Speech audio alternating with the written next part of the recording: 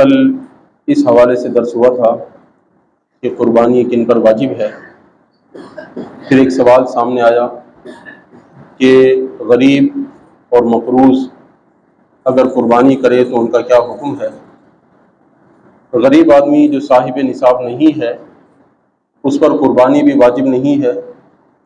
البتہ اگر وہ اللہ کی رضا کی خاطر اپنی خوشی سے جانور خرید لیتا ہے اور قربانی کرتا ہے، اس کے لیے کسی سے قرض نہیں لیتا بلکہ اس نے خود اس کے لیے پیسے جمع کیے ہوئے ہیں، تو یہ قربانی اس کی ہو جائے گی اور اس پر اسے ثواب ملے گا. اب رہا مقروض کا معاملہ کہ کسی شخص پر قرض ہے تو آیا وہ قربانی کرے گا یا نہیں. اگر قرض اتنا ہے کہ اگر وہ قرض ادا کرے تو اس کی رقم نصاب سے کم ہو جائے، آج کل کے حساب سے کوئی غالباً 4 لاکھ کے قریب یہ بنتے ہیں. 52.5 تولے چاندی کی جو قیمت ہے یہ غالباً 4 لاکھ کے قریب اس کی رقم بنے گی. تو اگر اس کے اوپر قرض ہے وہ قرض ادا کرے تو پھر اس کے پاس نصاب باقی نہ رہے تو اس پر بھی قربانی پھر لازم نہیں ہے. اور اسے یہ چاہیے کہ اگر وہ قربانی کرنا چاہتا ہے تو اس قربانی کی رقم کو قرض میں ادا کرے، کیونکہ قرض ادا کرنا اس پر لازم ہے، واجب ہے.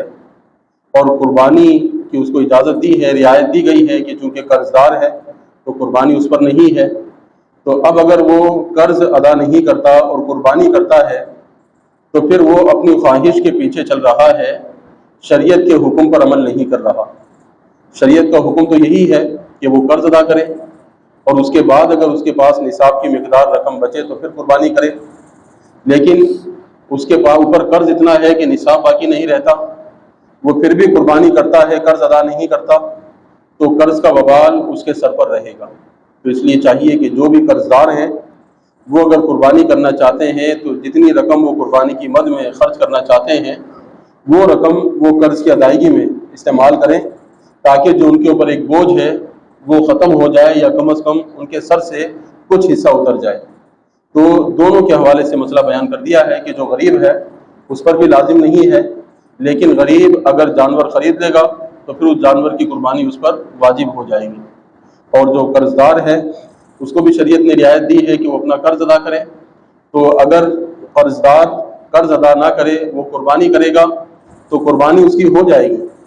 یہ نہیں کہ اس کی قربانی ہی نہیں ہوگی، قربانی ہو جائے گی، لیکن اس کے لیے زیادہ بہتر اور ضروری یہ تھا کہ وہ رقم اپنے قرض کی ادائیگی میں اس کو دے دیتا.